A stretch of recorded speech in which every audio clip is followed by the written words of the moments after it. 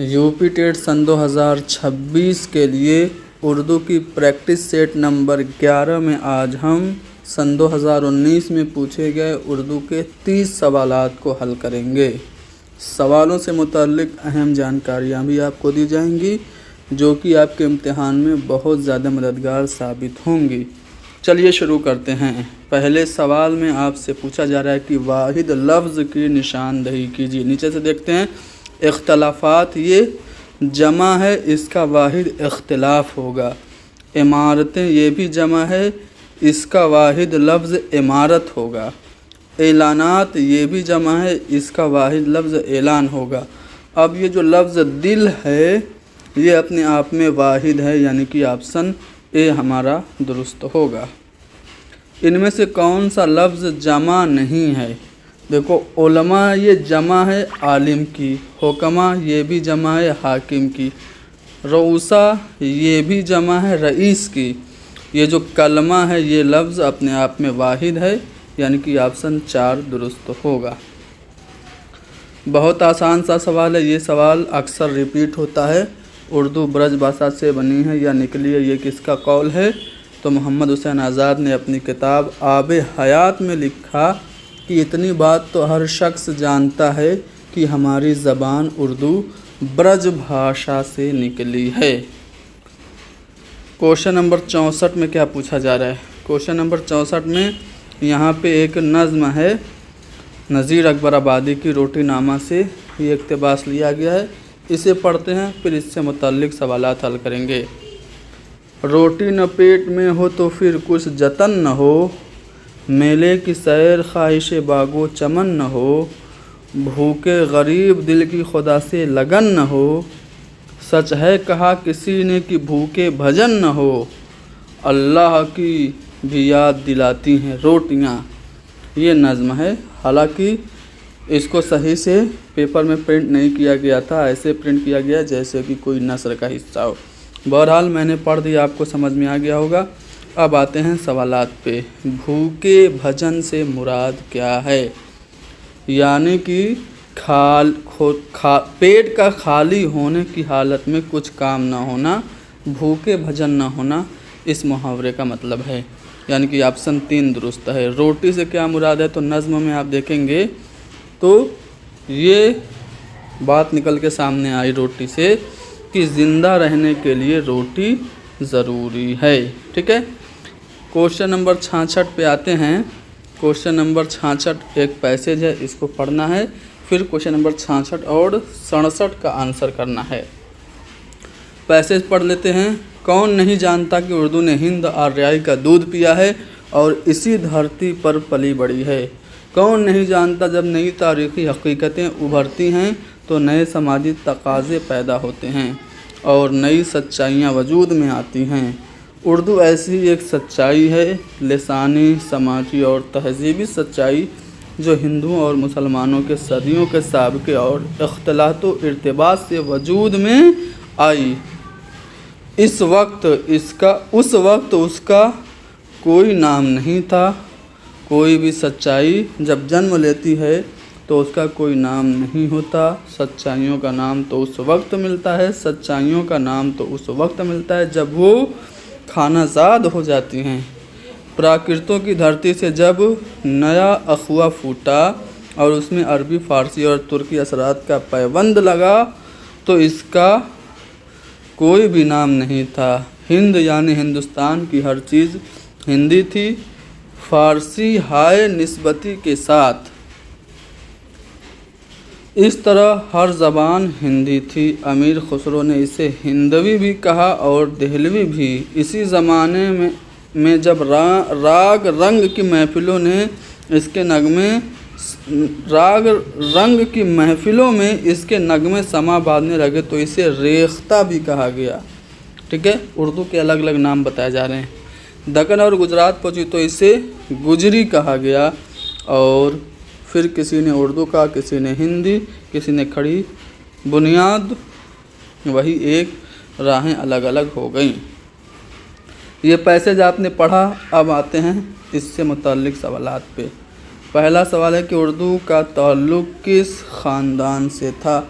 ये ऐसा सवाल है کہ پیسج نہیں پڑھتے تب بھی آپ کو پتہ چل جاتا کہ اردو زبان کا تعلق جو ہے وہ ہند آریائی زبانوں کے خاندان سے ہے۔ اردو زبان جب گجرات پہنچی تو کیا کہلائی؟ یہ گجری کہلائی۔ آپشن 3 درست ہوگا۔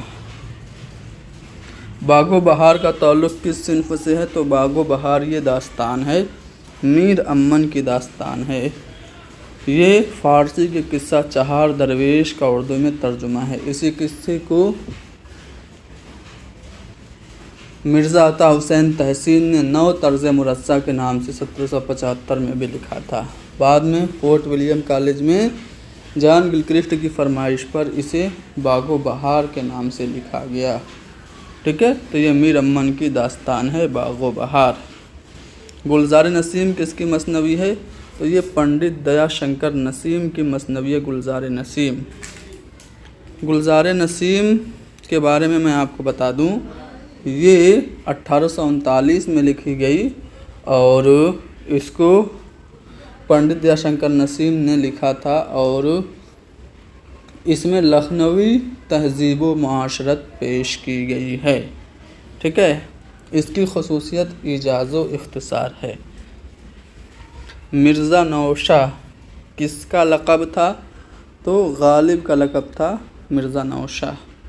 پورا نام ان کا اسد اللہ خان تھا۔ ان میں سے کس نقاد کا تعلق جدیدیت سے ہے؟ تو شمس الرحمن فاروقی کو جدیدیت کا علم بردار کہا جاتا ہے۔ شمس الرحمن فاروقی نے رسالہ شب خون نکالا تھا، جس سے جدیدیت کو پرواز ملی تھی۔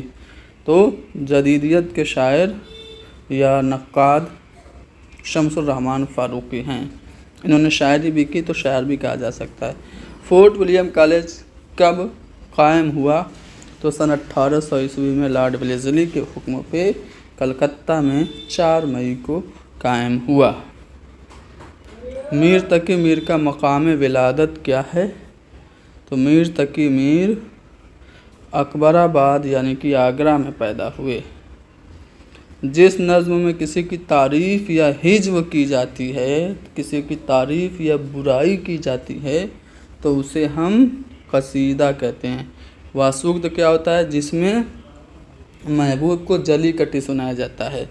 شعر آسوب میں کسی شہر کی بدنظمی اور بدحالی کا ذکر ہوتا ہے۔ ریختی عورتوں کی زبان میں شاعر جب شاعری کرتا ہے تو وہ ریختی ہوتا ہے۔ قصیدہ میں کسی کی تعریف یا کسی کی ہجو کی جاتی ہے۔ تعریف کی جائے تو مدحیہ قصیدہ ہوگا، ہجو کی جائے، برائی کی جائے تو ہجویہ قصیدہ ہو جائے گا۔ کس شاعر کا تعلق ترقی پسند تحریک سے نہیں ہے؟ تو دیکھیے ساحر لدھیانوی، مخدوم اور کیفی اعظمی یہ تینوں ترقی پسند تحریک سے وابستہ ہیں۔ شاد عظیم آباد یہ ترقی پسند تحریک سے وابستہ نہیں تھے، یہ عظیم آباد یعنی کہ پٹنہ کے تھے۔ ان کو دبستان عظیم آباد کی آبرو کہا جاتا ہے۔ نور الحسن نقوی نے ان کو دبستان عظیم آباد کی آبرو کہا تھا۔ ان کی خود نوشت ہے جس کا نام ہے شاد کی کہانی شاد کی زبانی۔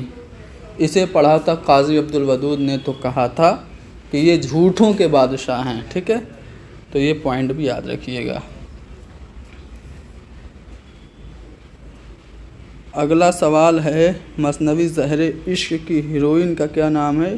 تو مہجبی یہ ہیروئن ہے زہر عشق مثنوی کی۔ باغ و بہار میں سب سے طویل قصہ کس کا ہے؟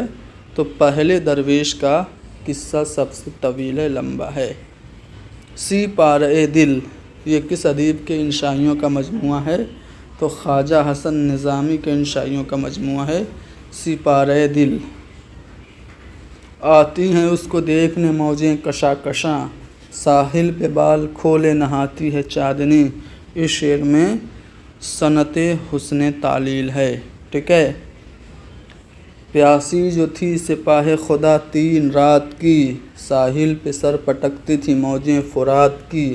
اس شعر میں بھی حسن تعلیل ہے۔ باقی آپشن میں تجاول عارفانہ کیا ہوتا ہے؟ جس میں شاعر جان بوجھ کے انجان بنے، جیسے موت کا ایک دن معین ہے، نیند کیوں رات بھر نہیں آتی، تجاول عارفانہ۔ تضاد کیا ہوتا ہے؟ جس میں 2 اپوزٹ ورڈ آ جائیں، جیسے درد منت کشے دوا نہ ہوا، میں نہ اچھا ہوا برا نہ ہوا، اچھا برا دو اپوزٹ ورڈ آ گیا، تضاد ہو گیا۔ تلمیذ میں پرانا قصہ یا تاریخی واقعہ ہوتا ہے، جیسے نکلنا خلد سے آدم کا سنتے آئے تھے لیکن بڑے بے آبرو ہو کر تیرے کوچے سے ہم نکلے۔ اس کے علاوہ ایک اور شعر ہے، بے خطر کود پڑا آتش نمرود میں عشق عقل ہے محو تماشائے لبے بام ابھی، اس شعر میں بھی تلمیح ہے۔ جس اشعار کا وزن معلوم ہو، جس سے اشعار کا وزن معلوم ہو اس فن کو کیا کہتے ہیں؟ تو اس کو عروض کہتے ہیں، علم عروض۔ اردو شاعری کی مقبول صنف شاعری کون سی ہے؟ تو غزل اردو کی مقبول ترین صنف سخن ہے، بقول رشید احمد صدیقی۔ اردو شاعری کی آبرو ہے غزل، ٹھیک ہے، تو غزل سب سے مقبول ہے۔ افسانہ بڑے گھر کی بیٹی کس نے لکھا؟ تو منٹو نے لکھا۔ افسانہ بڑے گھر کی بیٹی منٹو نے نہیں، پریم چند نے لکھا، ٹھیک ہے۔ افسانہ بڑے گھر کی بیٹی منشی پریم چند کا مشہور افسانہ ہے، جس کا مرکزی کردار آنندی ہے۔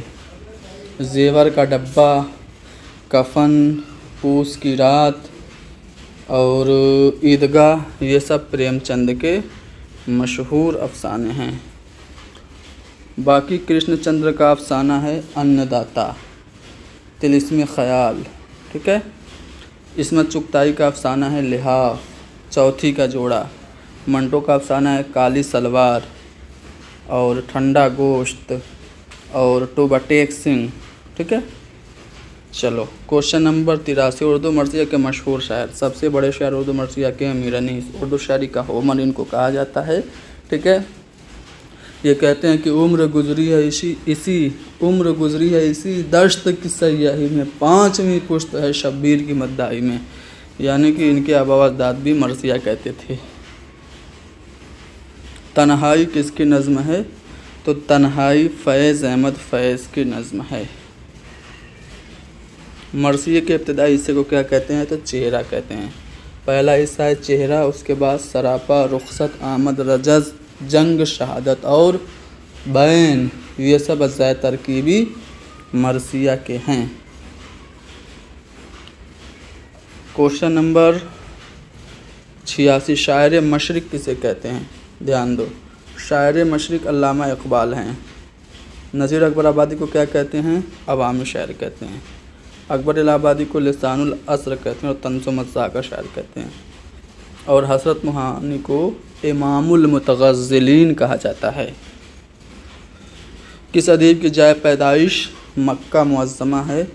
تو مولانا ابوالکلام آزاد مکہ میں پیدا ہوئے، آپشن اے ہمارا درست ہو جائے گا، ٹھیک ہے نا۔ ہستی اپنی حباب کی سی ہے، یہ نمائش سراب کی سی ہے۔ یہاں پہ اس شعر میں کون سی صنعت ہے؟ تو صنعت تشبیہ ہے، آپشن 3 درست ہوگا۔ میر تقی میر کا اسی غزل کا ایک اور شعر ہے، نازکی اس کے لب کی کیا کہیے، پنکھڑی ایک گلاب کی سی ہے، اس شعر میں بھی تشبیہ ہے۔ کون سا لفظ مؤنث ہے؟ دیکھو ہاتھی مذکر ہے، غلام اور کریم بھی مذکر ہے، رحیمن رحیم کا مؤنث ہے، ٹھیک ہے، آپشن 2 درست ہوگا۔ آخری سوال، کون سا لفظ اس میں جمع ہے؟ اس میں جمع یعنی کہ انگریزی میں بولے تو کلیکٹیو ناؤن کون ہے؟ علم، یہ علوم، یہ علم کی جمع ہے لیکن اس میں جمع نہیں ہے۔ اوراق ورق کی جمع ہے، اس میں جمع نہیں ہے۔ اشجار شجر کی جمع لیکن اس میں جمع نہیں ہے۔ فوج، اس میں سپاہیوں کا جھنڈ ہوتا ہے، گروپ ہوتا ہے، تو یہ اس میں جمع ہے یعنی کہ کلیکٹیو ناؤن ہے، ٹھیک ہے، تو آپشن 3 درست ہوگا۔ تو یہ سوال نامہ جو کہ آپ کا سن 2019 کا تھا، ہم نے حل کرا دیا۔ امید ہے یہ سوالات آپ لوگوں کے لیے فائدہ مند ثابت ہوں گے۔ PDF ہم ٹیلی گرام پہ بھیج دیں گے، ٹیلی گرام ابھی فی الحال بند ہے، جیسے کھلے گا جتنی پریکٹس سیٹ میں سب PDF ہم آپ کو ٹیلی گرام پہ بھیج دیں گے، اس سے آپ استفادہ کریے گا۔ خدا حافظ۔